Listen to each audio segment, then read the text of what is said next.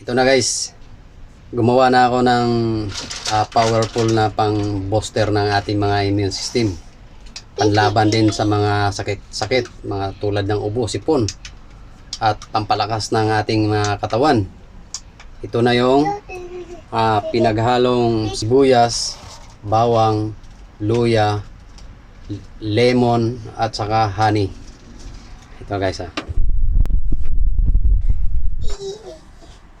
Yan po yung, ito po yung ito yung bawang, ito yung luya, lemon, at saka sibuyas. At ito na yung honey. Napakaganda nito mga guys sa ating katawan na pangontra sa mga sakit-sakit. Kaya kung gusto nyong gumawa nito, madali lang pong gawin siya. Pagkatapos nating gawin ito, ayan, paghaluin natin, ihalo na natin tong lemon dito sa sibuyas. Ayan.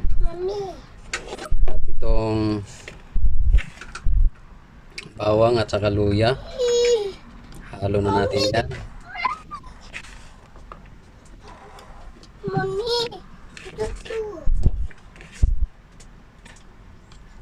Yan.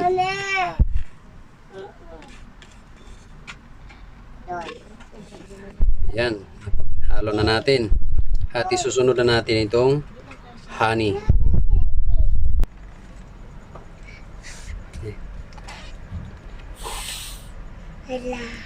Ito na guys. Halo na natin ang ating honey.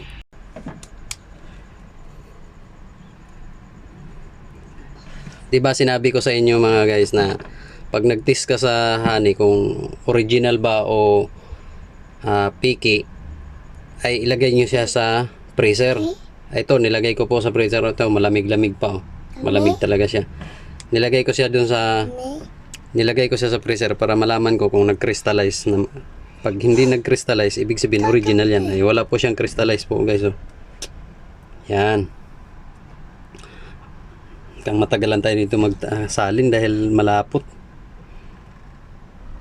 Ayan po, nailagyan na po natin yung honey dito sa pinanghalong sibuyas, luya, lemon, bawang.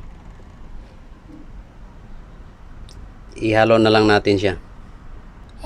Ayan guys, nahalo na natin siya ng maayos. Dadagdagan na lang natin siya ng honey. Ayan po mga idol. Nakagawa na po ako ng pinaghalong sibuyas, bawang, luya, lemon, at saka honey.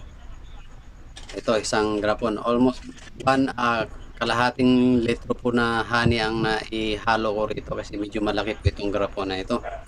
Ngayon, itatago po na, itabi natin siya ng room temperature lang. Bawal, hindi po natin ilagay ito sa rep kasi para normal lang yung kanyang paglabas ng mga aroma niya ng mga pinaghalo nating mga sangkap.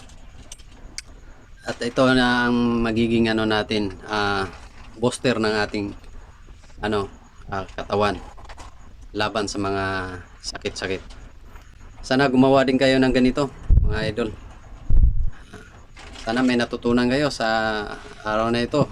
Huwag niyo kalimutan ibahagi rin sa iba. Salamat.